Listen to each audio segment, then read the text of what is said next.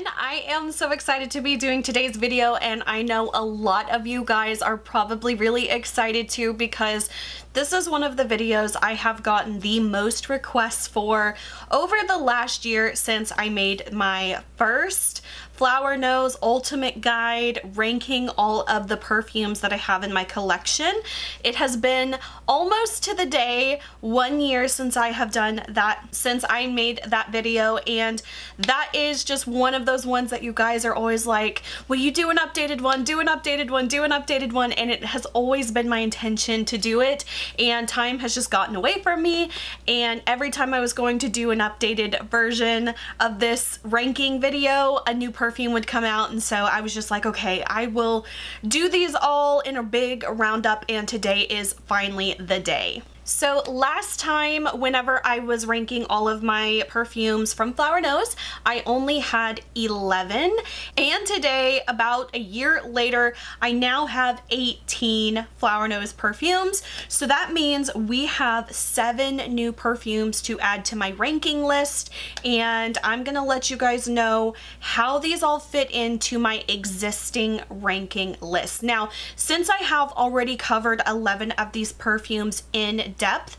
I am not going to go through every single note again like I did in the very first video. I'm only going to go in depth for the new fragrances. So if you want to know more about any of the old fragrances in this collection, definitely go check out my first video with the rankings, and I will have that linked below in the description. Another quick disclaimer I want to make is if you guys are interested in purchasing anything from Flower Nose, not just their perfumes, I do have an affiliate link and discount code that you can get 5% off of your order.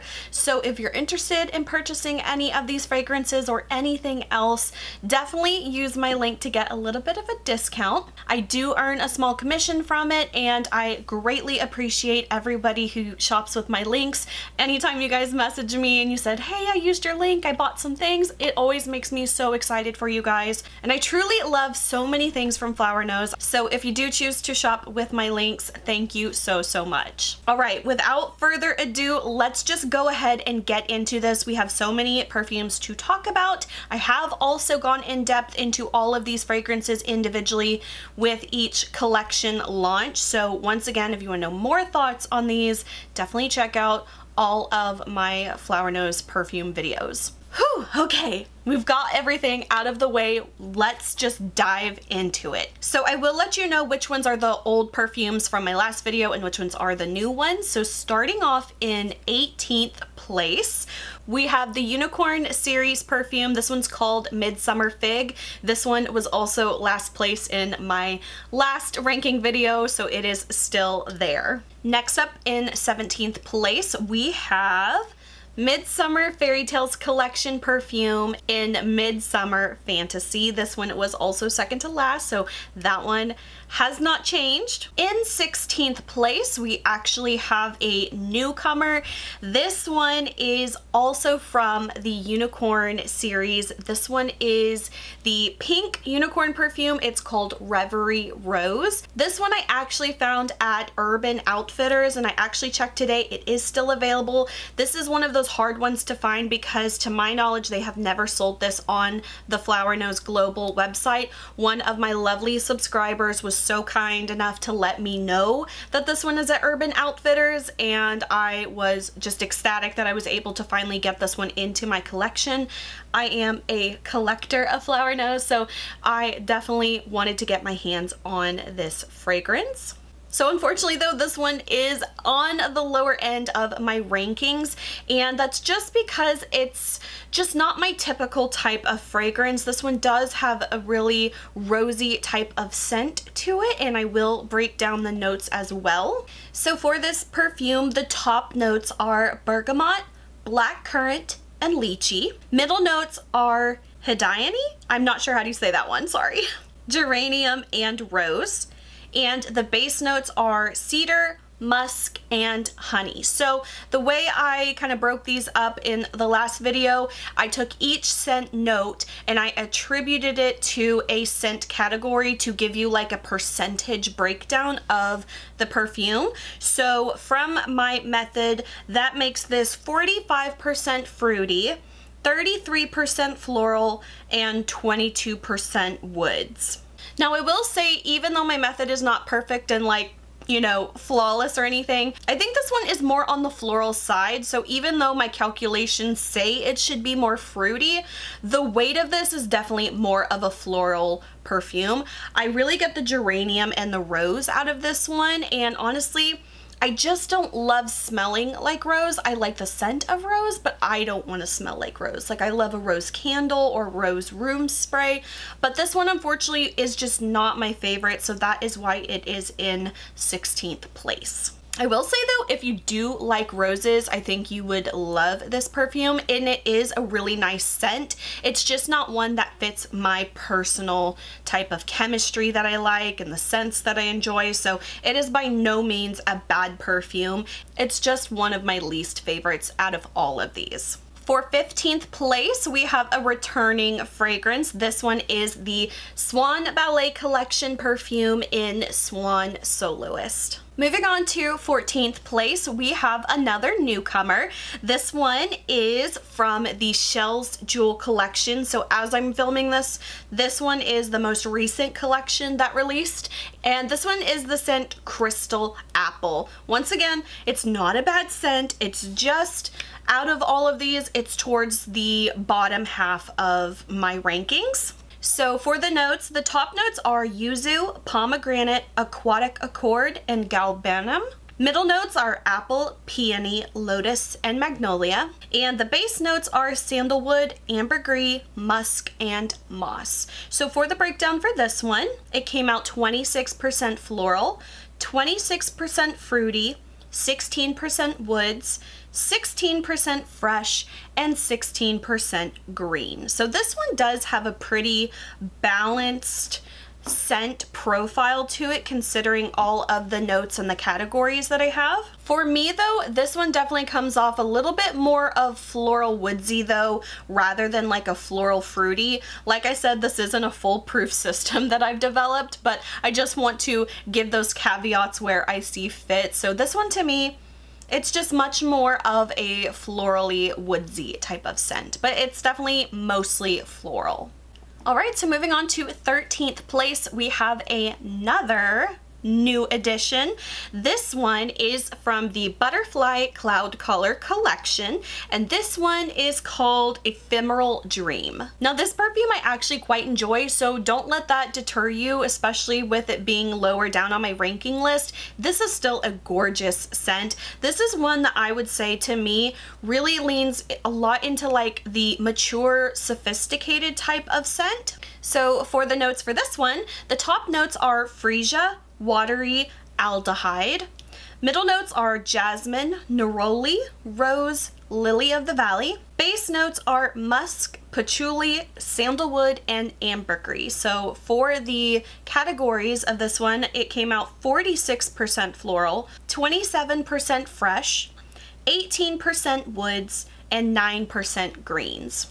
I definitely agree with that breakdown. I think whenever I smell this one, that definitely rings true to me. This is absolutely a very floral forward type of perfume though. This one I really kind of get more of the jasmine and the rose, but since it has a lot more going on with it, the rose doesn't bother me as much. It kind of softens it a bit, so I definitely still really love this perfume, but that one is my 13th place. Moving on to 12th place, we have another old perfume. This one is from Swan Ballet collection, and this one is called Ribbon Ballet. Moving on to 11th place, we have another returning perfume. This one is from the Moonlight Mermaids collection, and this one is called Forever Blooming Flower. Moving on to 10th place, we have another newcomer. This one is another one from the Butterfly Cloud Color collection. This one is called Snowy Gardenia. This one, based on the name alone, I would have sworn that I hated this perfume, but that could not be further from the truth. This one is actually a really lovely perfume. Another one that is very out of my typical scent realm that I prefer to use. Like, I love just sugary, sweet, gourmandy kind of fragrances, so I don't really dabble too much in the florals, but one thing about Flower Nose perfumes that have really surprised me is how much I actually enjoy a lot of floral notes that I just never thought I enjoyed before. So I was very surprised the first time I smelled this one. Based on name alone, I just thought I was not gonna like it, and I am very surprised that I do. So the top notes for this one is bergamot, Asian pear, black currant. Middle notes are gardenia, jasmine, and plumeria. And the base notes are patchouli, sandalwood, and musk. So the breakdown of this one brings it to 33.5% floral, 33.5% fruity, 22% woods, and 11% green. For the most part, I think I stand by that breakdown. The only thing is, though, I feel like this one for me, it's more floral woodsy green. I'm really not picking up as much of the fruity scents, but there are several fruit notes in here. Like I said, the Asian pear, the bergamot, the black currant, a lot of fruity notes. But with those being the top notes, they do fade away quite quickly. So a lot of that floral, green, and woodsy notes definitely tend to stick around a lot longer with this fragrance. But this is another really, really beautiful scent. So right there, just about the midway point of my rankings. Moving on to 9th place, we have another returning perfume. This one is from the Midsummer Fairy Tales collection. This is the pink perfume called Butterfly Narcissus. And in 8th place, we have another returning fragrance. This one is from the Little Angels collection. This one is the pink perfume called Maria's Anthem.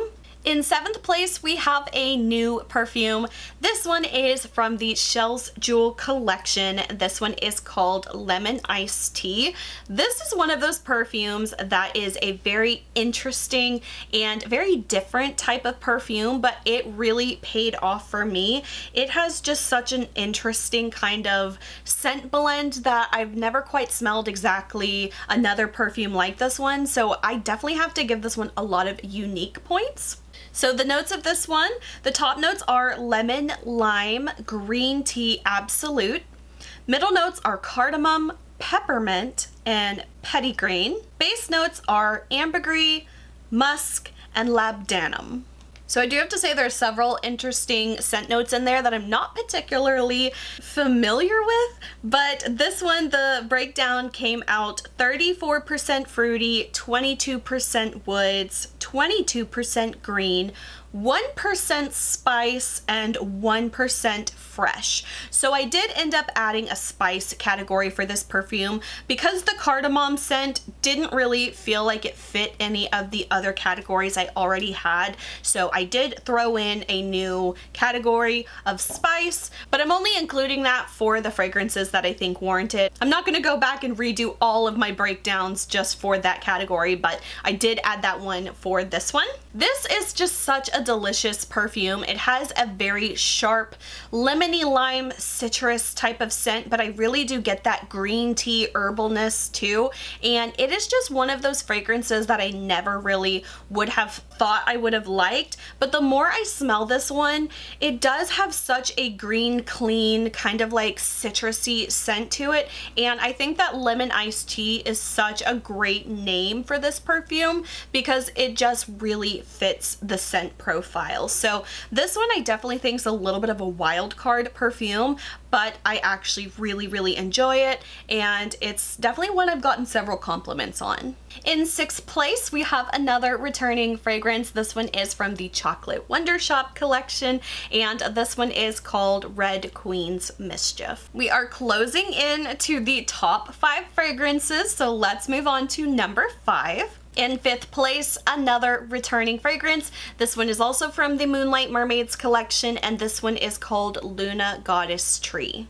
In fourth place, we have another returning fragrance. This one is also from Chocolate Wonder Shop collection. This one is called Alice's Flower Tea. All right, and moving on to the top 3 fragrances. Some of these might be a little bit surprising, but in third place, we have a newcomer fragrance. This one is from the Strawberry Cupid collection, and this one is called Strawberry Milkshake. If you guys know, or if you saw my last fragrance ranking video, I went through all of the scent notes, through all of the perfumes, and I made a mention that out of all of the perfumes I had at the time, the 11 perfumes, not a single one of them had a vanilla scent note in it. And if you guys know, I am a huge fan of vanilla, sweet, sugary, gourmand, bakery, any kind of sweetness type of scent in a perfume is what I gravitate towards. I love smelling like a cake or a candy or a pastry. That is like my happy place when it comes to fragrances and what I lean towards naturally. So when they released this fragrance, I was so incredibly excited because it was the first fragrance to have a vanilla note in it.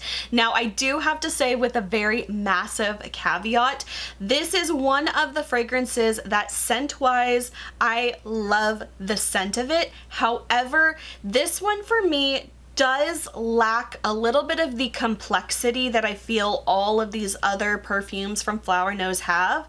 This one really does only have 4 notes, so let me get into those. So the top note is strawberry, middle note is caramel, base note is musk and vanilla. So this one is just really kind of the first in many ways. It's the first vanilla perfume. It's the first to have so few scent notes to them. There's only 4 scent notes. And I think that even though this perfume is like wonderful and delicious and I love it, I technically do have to count it down a little bit because it does not have that complex scent that I feel like all the rest of these ones have. It does tend to have a little bit more of a simplistic, it just doesn't have the depth as the other fragrances. So even though I love the scent itself, I had to discount it a few points because it just lacks a little bit, but what's there I love, but I wish it was just a little bit more. I also said in my review video that this one kind of gives me like a body spray kind of vibe rather than a perfume. The longevity is not very long on this perfume as well, but the scent itself is just so delicious. I just wish it went a little bit further though. I wish it had a little bit more of layered kind of flavors or scents in there just to kind of give it just a little bit more of a complex scent. But nonetheless, it is one of the scents that I am the most drawn to, specifically because of the overall profile. So the category breakdown for this one makes it 50% gourmand, 25% fruity, and 25% woodsy.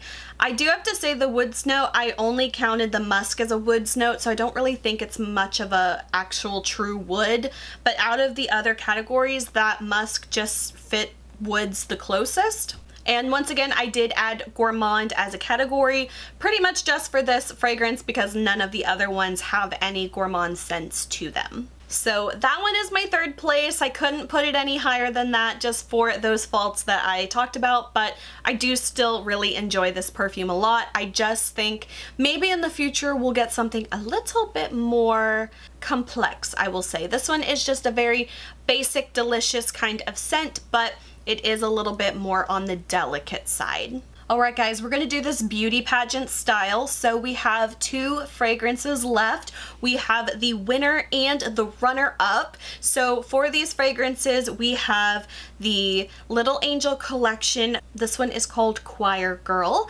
And we have the Strawberry Cupid fragrance in the scent Lychee Bouquet. For second place ranking, I'm giving it to, drumroll please,